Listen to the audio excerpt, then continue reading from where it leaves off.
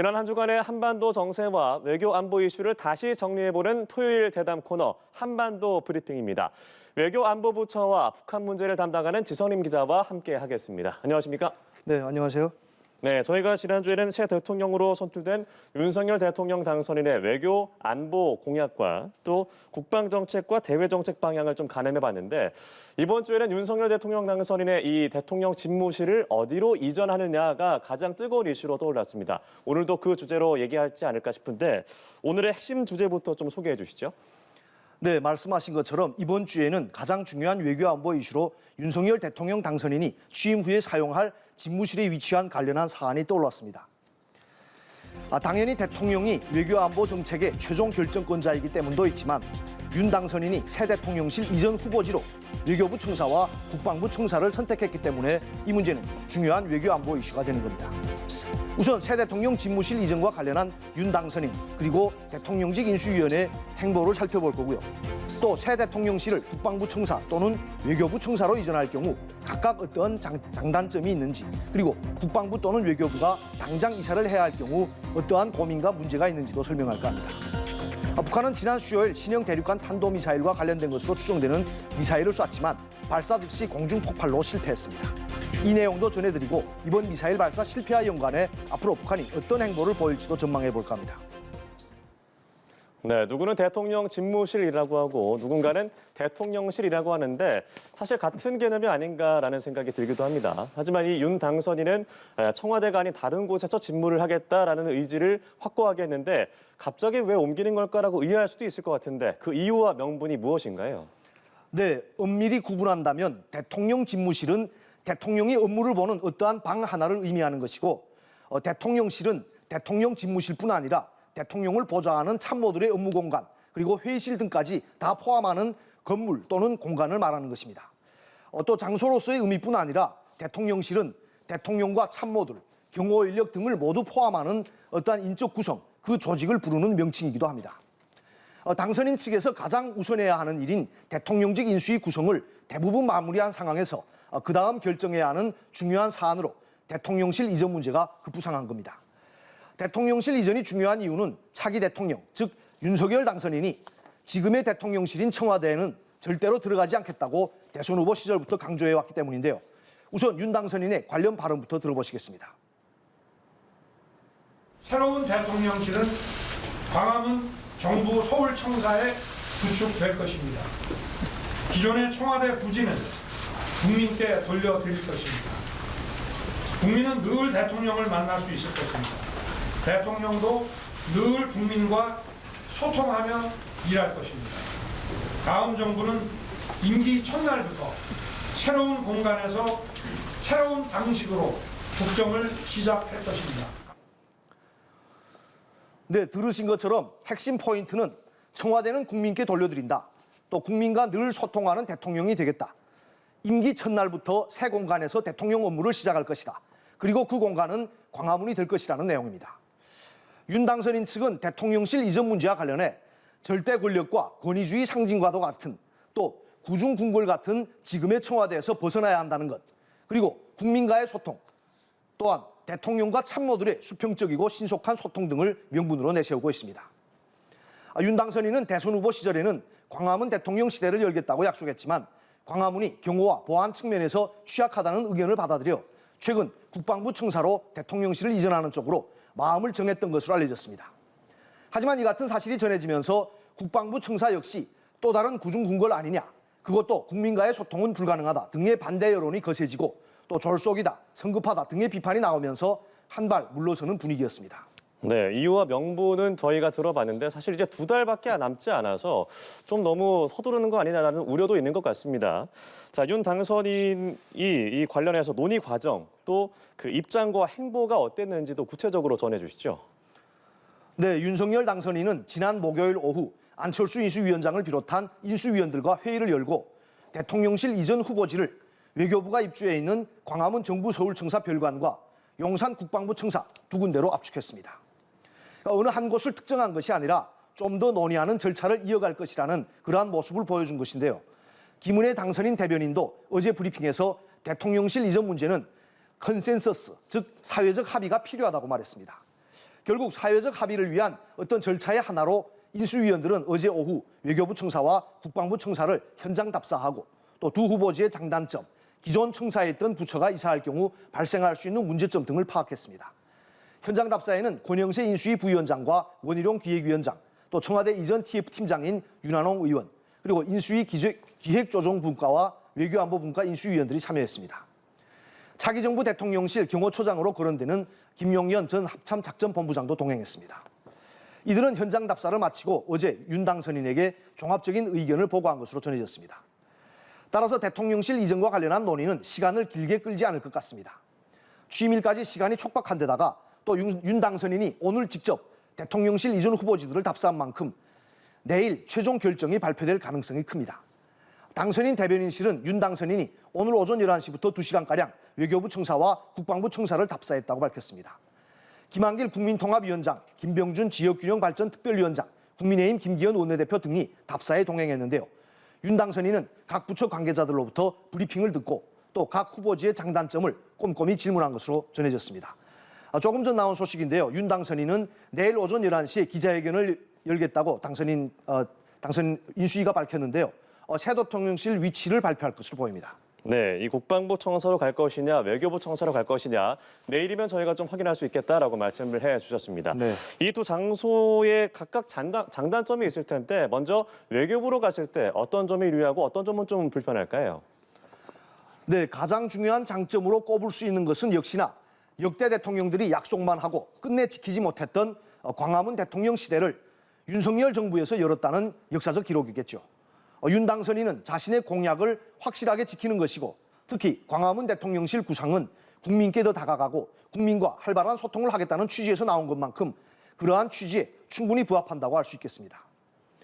외교부 청사 바로 앞에 광화문 광장이 있어서 시민들의 집회나 시위가 열릴 경우 대통령 업무에 방해되지 않겠냐는 의견들도 있지만 윤 당선인 본인이 대선 후보 시절 집회나 시위로 시끄러워도 그런 국민의 목소리도 들어가면서 일을 해도 된다고 말했던 만큼 그걸 단점으로 볼 수는 없다고 봅니다. 정부 서울청사 별관은 외교부만 사용하고 있는 독립 건물입니다. 따라서 여러 정부 부처가 이사할 필요 없이 외교부만 다른 건물 또는 다른 장소로 이사하면 됩니다. 대통령 출퇴근 시 경호와 도로 통제로 일반 시민이 겪게 될 교통 불편도 광화문 쪽이 용산 쪽보다는 좀 덜하다는 의견도 있습니다. 하지만 단점이 많은데요. 우선 경호와 보안 측면에서 국방부 청사보다 매우 취약합니다. 또한 대통령실이 외교부 청사로 이전하면 현재 청와대 지하에 있는 국가위기관리센터와 대통령 전용 헬기장 등은 계속 그 자리에 유지해야 합니다. 그래서 청와대를 온전히 국민에게 돌려주는데 한계가 있다는 의견이 나오고요. 또 대통령실 이전 비용도 외교부 청사가 더 많이 든다는 주장도 있습니다. 그리고 또 중요한 문제가 있는데 이건 단점이라기보다는 어떤 외교부가 다른 곳으로 이사할 경우에 발생할 외교 업무 공백에 관한 것입니다. 외교부 청사에는 외교부 본부가 전 세계 제외 공간에 보고를 받고 또 지시를 내리는 등 외교 전문을 주고받을 때 이용하는 외교통신망과 대용량 서버가 갖춰져 있습니다. 본부와 제외 공간은 하루에 800건 이상의 문서를 주고받는데요. 기밀 문건도 많아서 통신 보안이 필요합니다. 그래서 일반망을 이용할 수가 없습니다. 특히 제외 공간의 각종 영사 업무도 이 외교통신망을 통해 이뤄집니다. 외교부가 이사가는 곳으로 서버를 옮겨갈 경우 이 외교통신망이 최소한 3, 4주간 중단되는 상황이 불가피하다고 합니다. 이 통신망 사용이 중단되면 외교문서 전달뿐 아니라 전 세계 제외 공간의 영사 업무와 제외국민 보호 업무도 올스톱됩니다. 외교부도 이런 상황을 어제 인수위 현장 답사팀에 설명했다고 합니다. 네, 말씀하신 대로 우크라이나 사태와 북한의 도발 같은 첨예한 상황에서 3, 4주간 외교 업무를 멈춘다는 것이 좀 걱정되는 부분인 것 같긴 합니다. 자, 그렇다면 이번에는 국방부 청사로 이전할 경우에 장단점은 어떤 점이 있나요?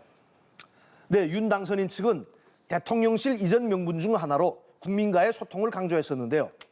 사실 이 부분만 좀 포기하면 국방부 청사가 거의 모든 면에서 완벽하다는 그런 주장이 나옵니다. 국방부 청사를 포함한 국방부 영내는 그 자체가 하나의 거대한 군사시설로 외부와의 차단이 가능하고 경호와 보안에 유리합니다. 또 국방부 영내에는 외교부 청사와 달리 지하 벙커가 이미 마련돼 있어 청와대 국가위기관리센터 기능을 그곳으로 옮겨갈 수 있습니다. 군 수뇌부가 이용하던 국방부 헬기장을 대통령이 그대로 사용할 수 있고 또 연회장인 국방컨벤션센터를 리모델링해 대통령실 영빈관으로 만들 수 있다는 장점도 있습니다.